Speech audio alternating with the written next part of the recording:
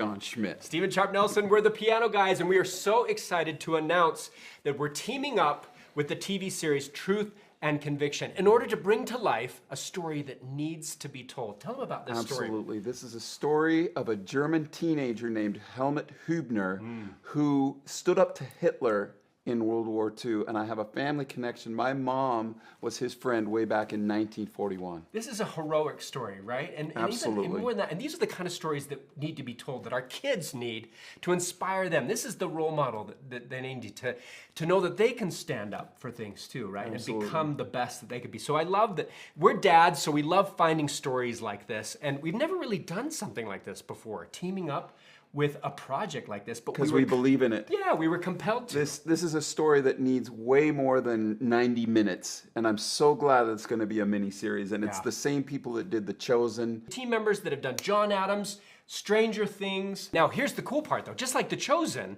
you can be a part of this. Go to angel.com/truth to back this project. And get part of the equity That's as well. We got to get back to practicing. That's right. Yeah. That's better, yeah. Yeah, No.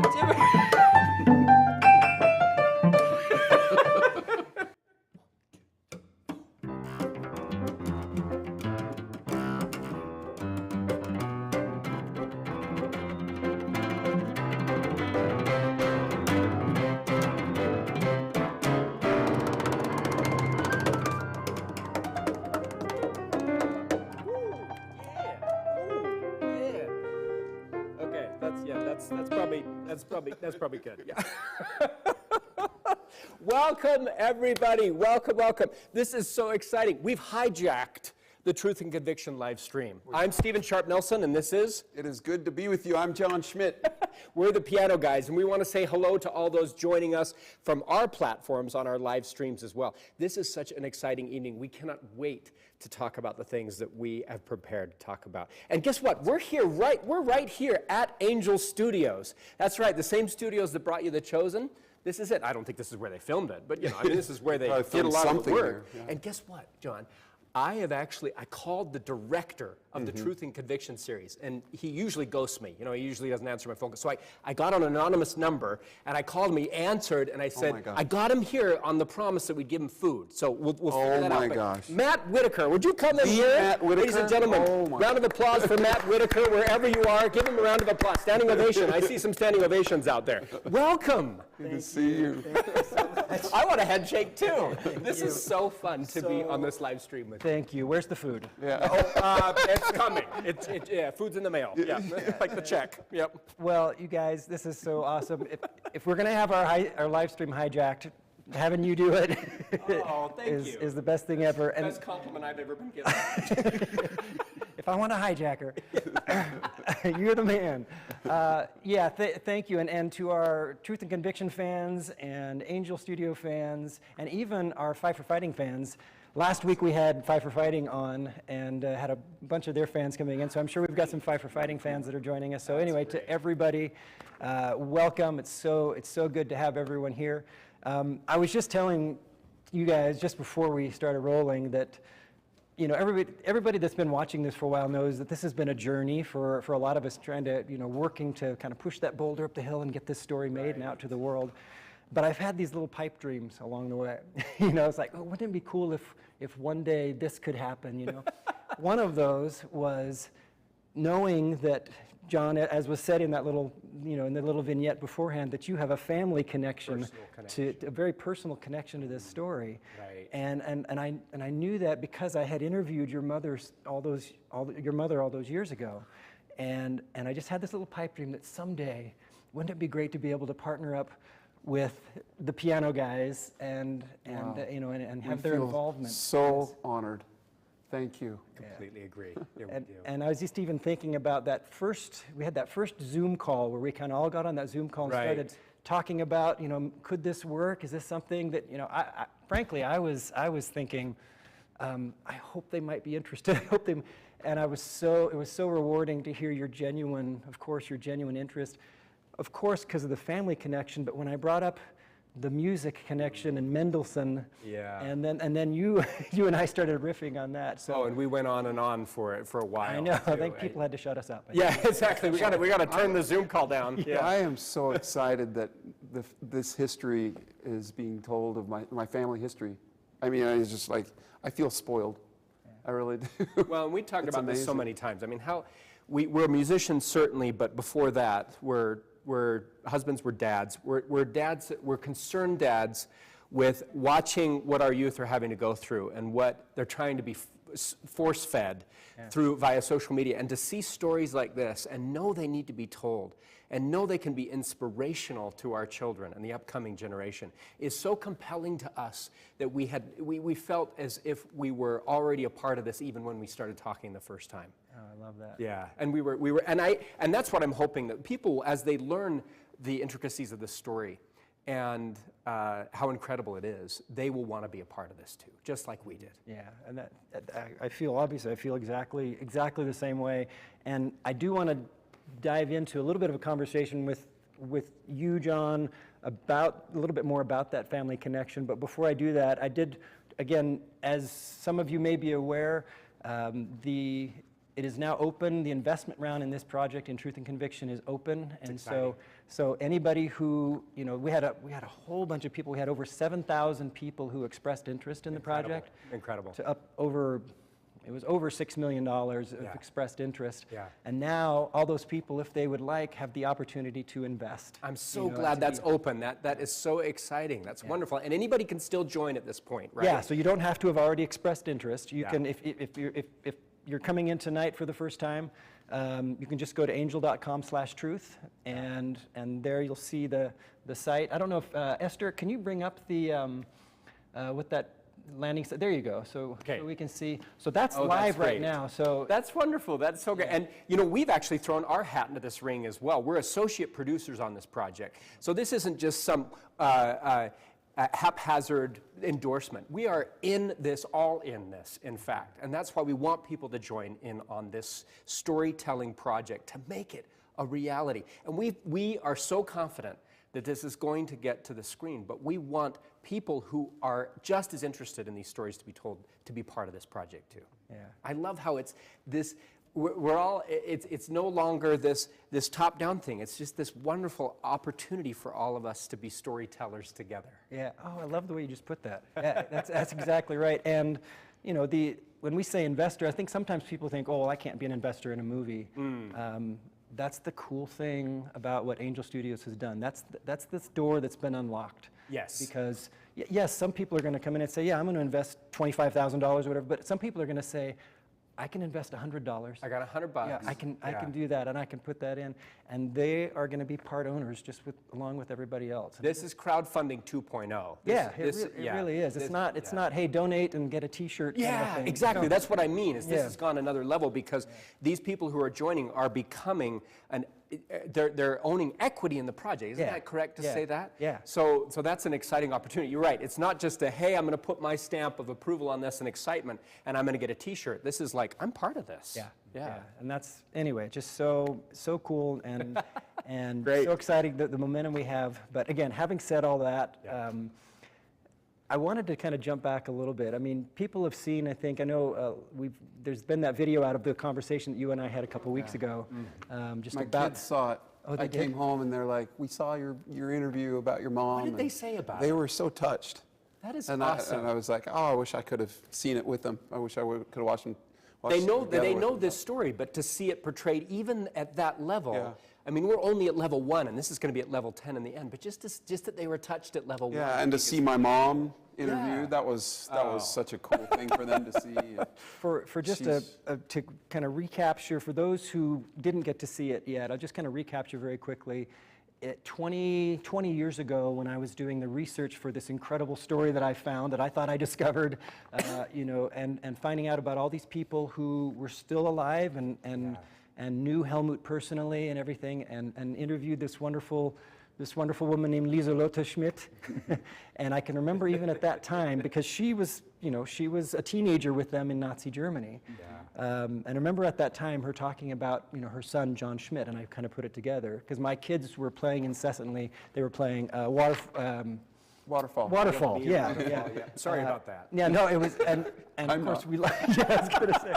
So I knew who that was, you know, and I just thought it was so cool, this connection. And anyway, on that same day that we interviewed your mother, I believe it was in her home.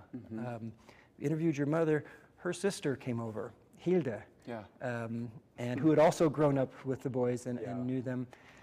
And going back and looking at those interviews that we did with your mother and your aunt about their recollections of life in Nazi Germany, their recollections of what Helmut and Karl and Rudy were like, the fact that your mother was boyfriend-girlfriend with Rudy, you know, and I had forgotten that after they were captured and sentenced, and when Karl and Rudy were in prison camps, he carried a photo of your mother with him. That was his... Right next to his heart. Yeah, that was his source of, oh, he wanted to get home. That's who I'm going to get home and I'm going to marry, you know? Which there's another story there. That didn't happen, but he ended up being your uncle, Right. which is just beautiful. I went back and rewatched the interview that we did with your aunt. And in both of those interviews, one of the things that really jumped out at me this time was how your grandparents, so their parents were, in their way, they were resistance fighters. And the way that they did that was that they had Jewish friends over. Neighbors would say, hey, you can't do that. And your dad would say, I don't care what you think because these are my friends and they're Jewish and they're coming to my house. You know, that was a brave thing to do at that point, to see, to see that kind of a commitment there. In the interview with your mom, so an important part of the series and the way we're telling this story is a young man, a Jewish man who was friends with Helmut and Karl and Rudy named Salomon Schwartz. And his experience, he went to the same, he actually had converted to the same faith that they were a part of, and so went to church, you know, the same place that they did. Your Aunt Hilda talked about that. She even shared insights that I didn't know before, which was that Salomon Schwartz went to your mother's home all the time, that he helped your aunt with her homework. You know, little things like that, that I just thought, you know, this was a real person, you know. He wanted to be a school teacher, you know. I want to, if it's okay, I would like to show a clip from that interview. Wonderful. And then we can talk about it afterwards, but it gives, I think, a real insight into what it meant. Well, it gives a real insight into who Salomon was, but also who your family were. What a treat, and I loved my Aunt Hilda. She was such an angel, such an angel. Can I ask how long ago she passed away? She passed away about a year ago. So she just recently, okay. So this is an interview that was done with her 20 years ago, and as she shares an experience that she had at the church with your father involved and with Salomon. Okay, go ahead and cue that up. We came to church and my dad saw a sign on the door which said, Der Zutritt für Juden ist verboten. In other words, Jews not allowed. Well, that was something for my dad. He tore that sign down, went in, and told the congregation, we have no business worshiping in here. We have no right to pray in the name of Jesus Christ and have this sign up because Christ was a Jew. So, and I knew it was mainly aimed at one of our dear friend, Salomon Schwartz. He was a half-Jew, and he had to wear the bandana with a Jewish star on it. Therefore, he met with so much rejection. Even they told us, or he told us once, he was even spat on. And because of that, our family befriended him especially. I remember him often in our home, and sometimes he even helped me with my homework. And then came the time, at first they let the Jews just walk around and just with that bandana, with a star on, but later they just put him into a concentration camp. All of a sudden we didn't know where he was, and I was standing day with my sister Lygia on the train station in Hamburg, Hasselbruck Bahnhof, and a train came driving by slowly. I saw Salomon Schwartz in that train standing. I saw his Jewish star. Our eyes shortly met. That picture will never go out of my mind. And I just hollered, "Salomon!" just like that. And I was so touched because I knew, you know, what he was up against. And then the train passed by and he was never seen or heard again. And we know he was killed in the concentration camp. And he was one fine person.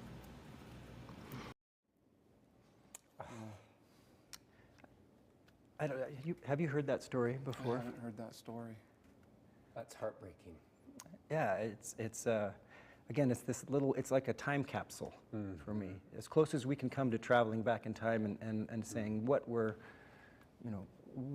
Solomon's final moments, or, you know, who was the last person to see him alive, and to have that record of your aunt's memory of seeing him on that train as he went eventually to Auschwitz.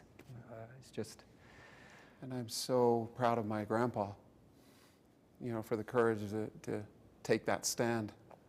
And to bridge Christianity and Judaism in such a beautiful way, to say Christ was a Jew. What are we doing? No one should ever be unauthorized to walk into a church. That church is about inclusivity. That's what we preach. And I'm sure what is going on here? I'm sure that's what they also felt, is that, you know, everybody is invited. Yeah. No one should be excluded of any nationality or background at all. I'm sure that's what my aunt was meaning to say. Yeah, yeah. So I just love that, and of course it raises even a bigger question, excuse me, or a bigger topic, which is the way the Jews, you know, obviously in Nazi Germany, were excluded. In my research in this project, I remember initially being stunned to find out that Jewish composers were banned.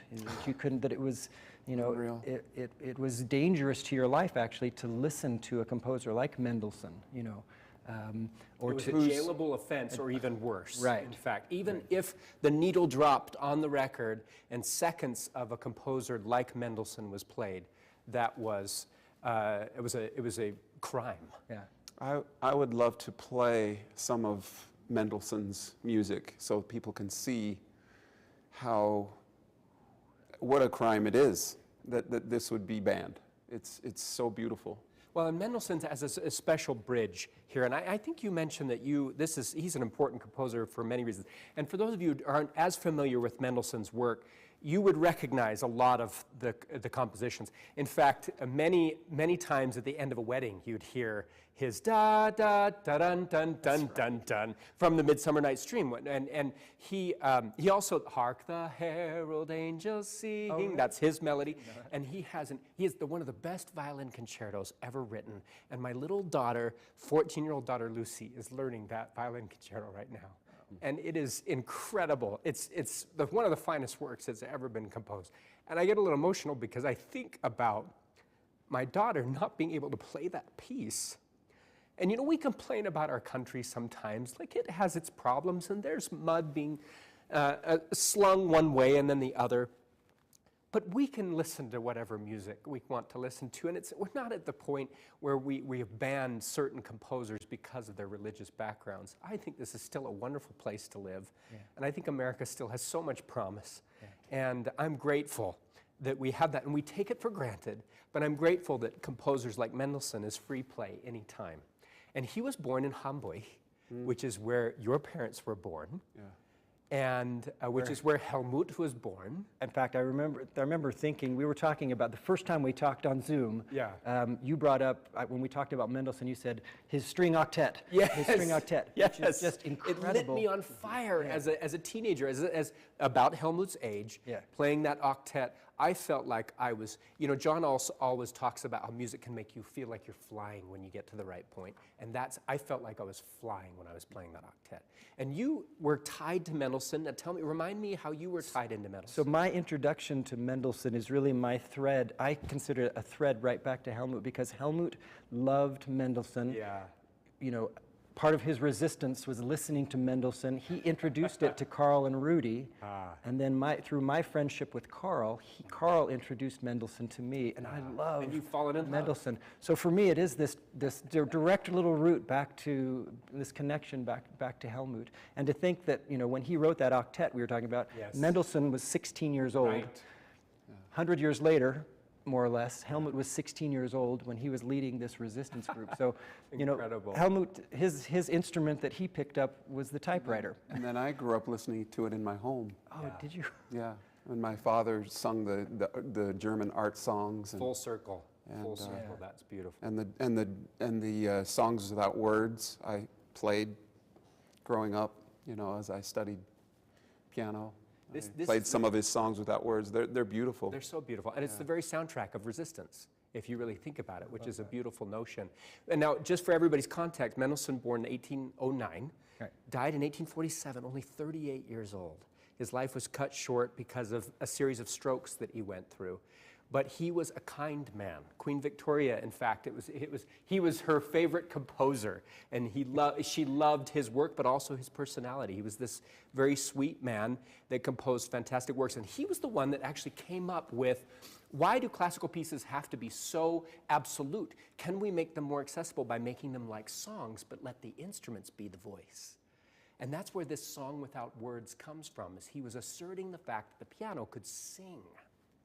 And it was the first time any composer had ever done that. He was very influenced by Beethoven. In fact, he brought Bach's music back. Did you know that? No. Bach died in 1750, and his music kind of went into relative obscurity, but he helped to bring it back because he insisted on it being performed. And people started to fall in love. Can you imagine that? Mendelssohn just helping people to fall in love with Bach's music that we love today.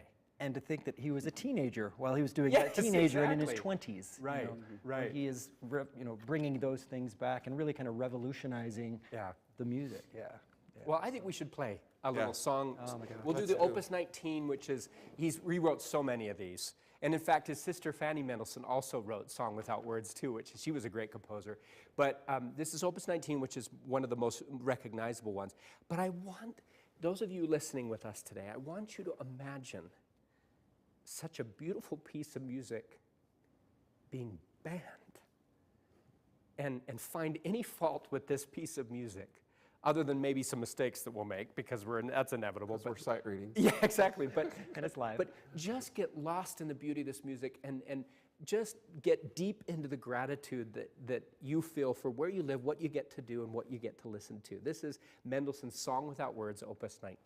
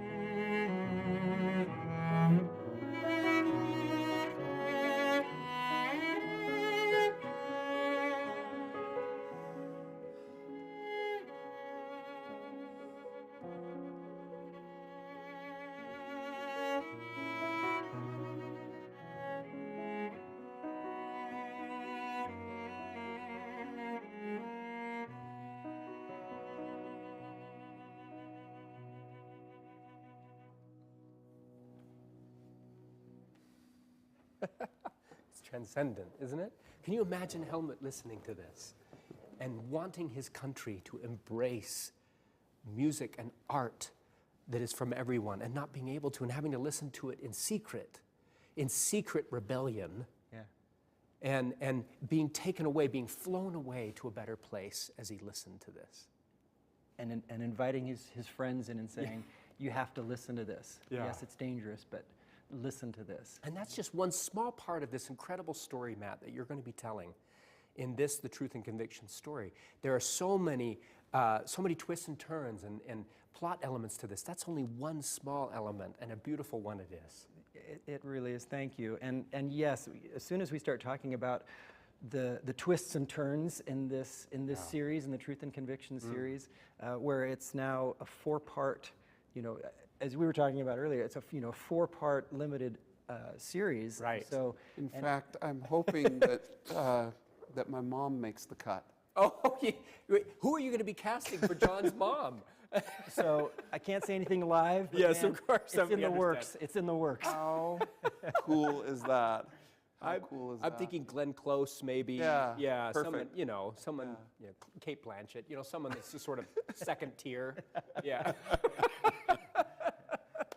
Isn't that something? That's great. So yeah, just the elements of band music and Mendelssohn and all that lead all the way to the very end of episode 4 in a very poignant and powerful way that I'm excited to share and excited for people to see. If you want to help us get this made, go to angel.com/truth. You can invest in this project, and obviously my opinion, but man, what a worthwhile thing to, if we're looking for a meaningful investment, what a worthwhile thing to invest in. So. Well, and you're bringing this story to life, but you get to, if in your family, you can tell your parents, your sisters, your brothers, your children, if you have them, sit them down and say, I made this. Yeah. I made this possible. And that's, I don't mean that in a trite way. I mean that they would really take ownership of this in a way that is gratifying and enjoyable, and they're proud, something you're proud of, because we're going to put everything we've got into this, aren't we? Oh man, yeah. Have been and will continue to. Yes. And we've got just about the A-list that you can think of people to help out with this.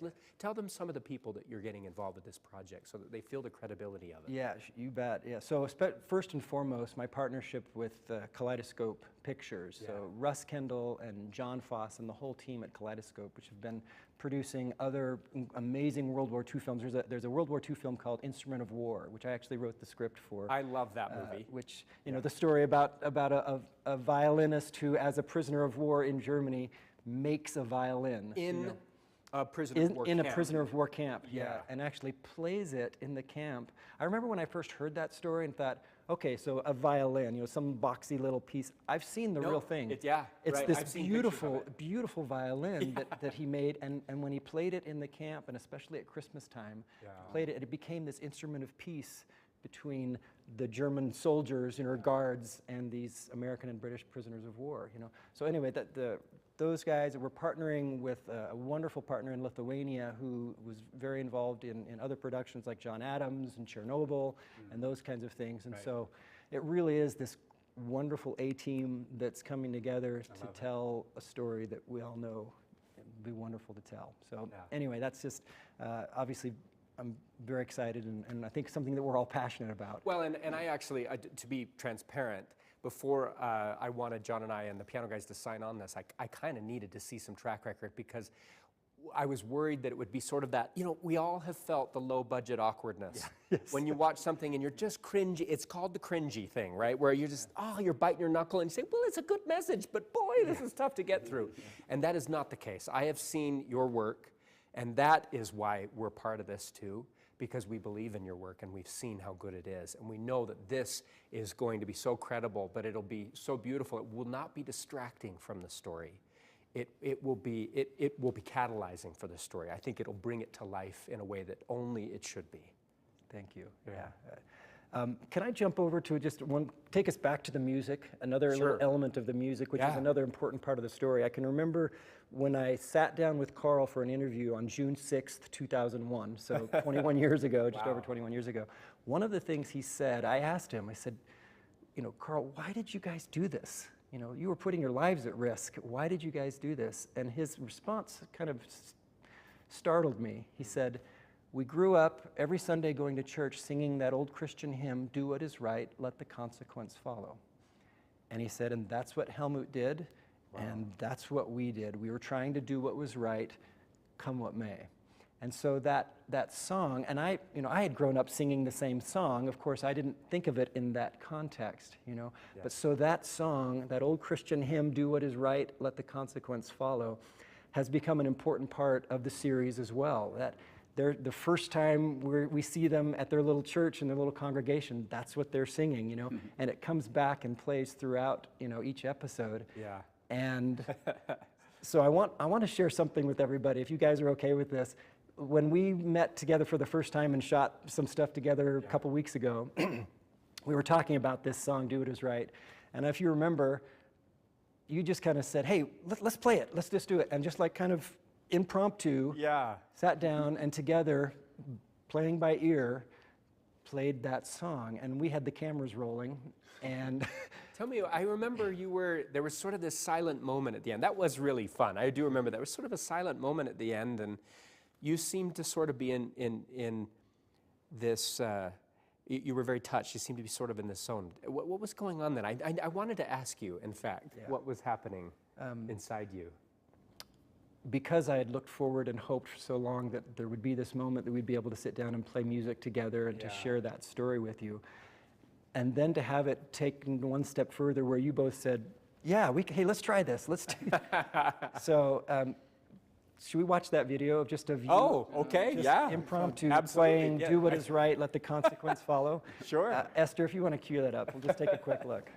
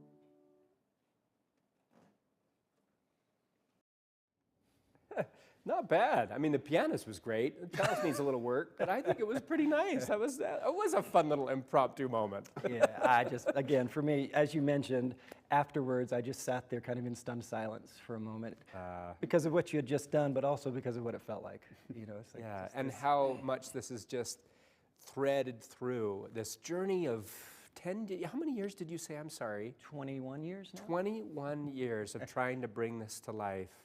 And that hymn probably recurring in your head along that journey. What an appropriate anthem to be played for this then. And so, as we look at what Helmut and Carl and Rudy did, choosing the right, let the consequence follow, as we look at what your grandparents and your mother and her family did, standing up for the Jews, come what may, those kinds of things. And then it raises the question for each of us, what do we do? What are we going to do? What's our way of choosing the right and letting the consequence follow? And I just think that's if we can take anything from this live stream tonight, I think it would be great for each of us and for all of our viewers out there to think, okay, what can I do in my situation? To stand up for what's right, come what may. Yeah. So I love that. Well, John and Stephen, thank you so much for hijacking our live stream. It was our privilege and honor. Thanks, Matt, for just spending some time with us and not ghosting me on that call. Yeah. And I am going to follow up about the food, but okay, we'll get there. I don't know if we have Esther. Do we have a couple questions? Okay, great. Do you have time for just to answer a couple questions? That'd be great. Absolutely, yeah. Oh, we love wow, that. this is And thanks everybody for joining us too. Once again, my cousin that I love so much. Oh, that's awesome. Viola, loved seeing my mom Hilda. I'm so happy you're bringing this poignant story I grew up hearing to the next generation. That is and so I have to say, cool. Viola and her mom Hilda, they were such supporters of my music from the earliest days on. Sometimes they would be helping sell tickets. They would tell their friends. They've just been angels in my life. Viola, love you. She was the one I think I bought one of your tapes from out of the trunk of her car once. Exactly. Yeah, right. That's great. Okay, so it says, so TPG are doing the soundtrack, right? Well, I don't know. I mean, we'll work on that. There's talk that we might be involved a little bit in the musical aspect of this because it's only fitting that we are. But suffice it to say that we are associate producers of this project and we'll be intricately involved in all parts, not just the music. Right. Yeah. That's right. So thank you for those. Oh, let's see, we've got another We say question to here. Janet, thank you, Janet, for joining us. How many episodes will there be in the series? And it's live actors, right? Yes. Okay. So Janet, thank you. That's a great question. Yeah. This will be a 4-part limited series, so 4 episodes, and Of how it will long be- each, so they can get Each an one idea? will be about 45 minutes to an hour. 45 minutes, okay. Kind of like if you've watched Queen's Gambit Yeah, or yeah. Chernobyl Just or some of those. typical length of a series. Of one of those series. Yeah. And then, and yes, it will be with actors. So this will be a dramatic limited series. We're going to be casting actors out of the UK, British actors, wonderful young British actors. And really looking forward to that. So Janet, thank you for that question Good as well. clarification. Yeah. There you go. Okay, let's see. Thank you, Sarah Kushu, for this question. When do you anticipate the movie coming out? Okay, that's actually a really great question Yeah, from so, a production standpoint. The hope is, in fact, of course, we don't know exactly when it is, but the hope is, and the plan is that, and it looks like we're going to be filming in Lithuania next late spring, early summer. Okay. And shooting then. Wonderful. And what we'd love to do, so last week, on October 27th, was the 80th anniversary of Helmut Hübner's execution, right? Okay. And we were in Germany for that, and we're going to be showing an incredibly powerful video coming up that we took of that experience. Yeah. But our hope is, and wouldn't it be cool if episode 1 were to premiere on October 27th of 2023. So that's next, that's the goal. that's if the we can goal. make that. Yeah, and that's what we're going to be shooting for together, and and with, of course, again, the beauty of it, it's with your help. Support. And support that we're able to do that. If you get a chance, go check out angel.com/truth, and see if this is something that you would like to invest in. And again, we don't want to harp on this too much, but we want to stress that this is not a donation per se. This is involved in the very equity of this project, investing in it. So that would mean that there's potential returns to be had, and that's important for them to understand that this is, you're investing in the project, not just simply throwing a few dollars at it in hopes that it'll help us get it done. That's right. Yeah. Yeah. Thank you for that. Will it be on PBS? That's an interesting question. Good question, and we don't have a definitive answer for that. It'll be, first of all, on Angel's platforms and streaming, it's very similar to the way The Chosen is. Right. But also, at some point, being seen in other venues and being sub-licensed, is the way they call it, to other formats and other venues. So could be on PBS, could be in other venues as well. Thanks for that question, yeah, Tiffany. I great love this. question. This, again, think pay it forward sort of model, which is what The Chosen groundbreakingly did with that series. Right. So there's pay it forward model of making it possible for more and more people to see this. And now The Chosen has been watched by millions and millions of people all around the world by using the same model that we plan to use for Truth and Conviction. That's exactly right. Yeah, which is That's exactly right. Okay, we have, let's see, sorry, Bonita. Bonita is asking, will it be in theaters or on TV? And again, kind of a similar answer yeah, in that right. it'll hopefully at some point be in theaters. We know it'll be on TV. Yeah. It'll be, I think that knows The Chosen knows that season 3 they're going to open episodes 1 and 2 in the theaters. I'm going to be there. Yeah. So we're all going to go and watch that. Yep, absolutely. And so of course we're looking at that as the Truth and Conviction series, saying, okay, that's a target for us. It'd be great to have. Maybe less as a, hey, let's try and open it up in 2,000 screens across the country. It's not a Marvel movie, but it could be a community celebration. Great. Where all these people that have invested in the project, that have been, cheering us on. The red carpet. Come to the premiere, those kinds of things. So the China Theater thing. So, okay, so Wendy, and we didn't plant Wendy, but Wendy, you're the best. What's the URL? We got to make sure. Yes. Thank you, Wendy. Angel.com/truth. Angel.com/truth. truth. That's right. And it'll explain it all to you there. Yeah, that's where you can go and actually get a lot of information about, more information than we're able to give here in this setting, but more information not only about the investment, but a lot about the project, the history of the project, what the series is going to be like. So again, thank you for that question, and that's where you need to go, angel.com/truth. Oh man, we've got good questions here. Okay, so I don't want to mispronounce your name. I think Shelley. Yeah. Thank you again for letting us support this project. Will merch be available? Loved the shirts you wore, and I need to add my TPG. Add to my TPG collection. Oh, add to my TPG collection. Okay, great. That's fantastic. Should we have a shirt with maybe Matt and John's picture on it? That would be really nice. And I could be on the back. You'll be on the back. Yeah, just small. Yeah. And Merch.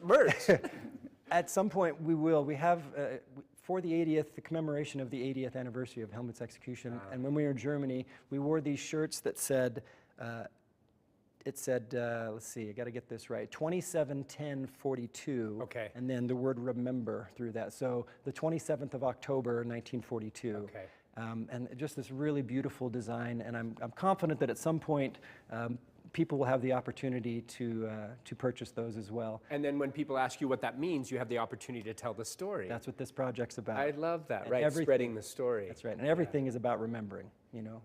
And we're definitely going to do Mendelssohn bobbleheads too, right? Yeah. Felix bobbleheads. I love it. Dashboards, they'll be all over the place. Okay, merch people, you're listening to that, right? That's great. Okay, Shayna, you should do a medley of Do What Is Right and a Mendelssohn piece. She knows our jam. She knows our jam. That's a great suggestion. Let us know when you have it done, and we'll make sure to perform that. No, that's a great idea. Maybe that's going to be on the soundtrack, perhaps. Could be a really cool soundtrack, you know. And as I look at the incredible musicians that are gathering to this project, like I say, we have Fight for Fighting last week, and you here this week, and I just think, oh, there could be a really cool soundtrack. We'll see what happens with that, but That's awesome. Love that. Okay, we've got. Will that violin story be going into the movie? Into this movie? Well, she's talking about the Instrument of War. Instrument of War, yeah. So if you check out Instrument of War, which is where that violin story I was telling you about, there you can see it. It's incredibly powerful. This series has its own story to tell, especially and weaving in the music and those kinds of things. So. Okay, my kitten enjoys this music very much. He looked absolutely charmed when it began playing. K.A. Fleury. I get to do meow or something on my cello in honor of that kitten. Well, thank you, you guys. I don't know if you want to take us out with some riffing or Mendelssohn or whatever, but thank you both so much. It means the world to me that you're here and that you're Another shot at the Mendelssohn. I love being in the same room with you because I wish everybody could feel what we're feeling now in this room. I love your conviction to this project, and I love the spirit that you carry, and that it's so genuine, and that it's this authentic desire to make the world a better place via storytelling. And we have confidence in you, and I know that these people will have confidence in you as they invest in this project and make it a reality. And this is going to be a fun moment to look back on as we're all on the red carpet ready to see the premiere of this, which I am fully confident in. And so we're just grateful we get to be part of this. I'm Thank you for excited to that. meet your wife over here. The true hero of this project. The true inspiration. Who probably said, behind Matt, are we still doing this after 21 years? No, You know what?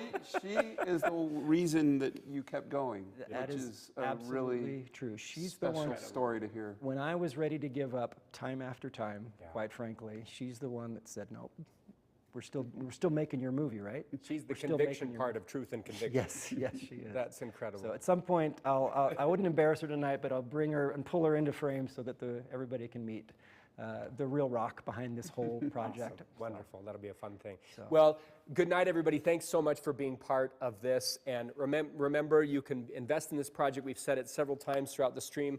And we're just going to send you away. But let's play some more Mendelssohn. I think so. I think I that's want another shot at it. Yeah, okay, good. We love you all. Thanks again for being part of this. We'll see you soon.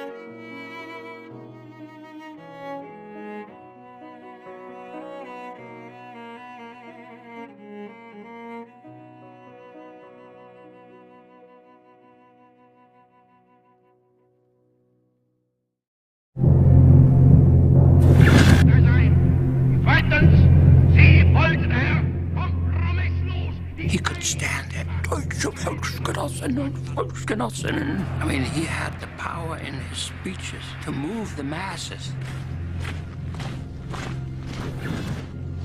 As he listens to BBC, he is immediately convinced that they're telling the truth. My friend Helmut thought that was his Christian obligation to warn the people.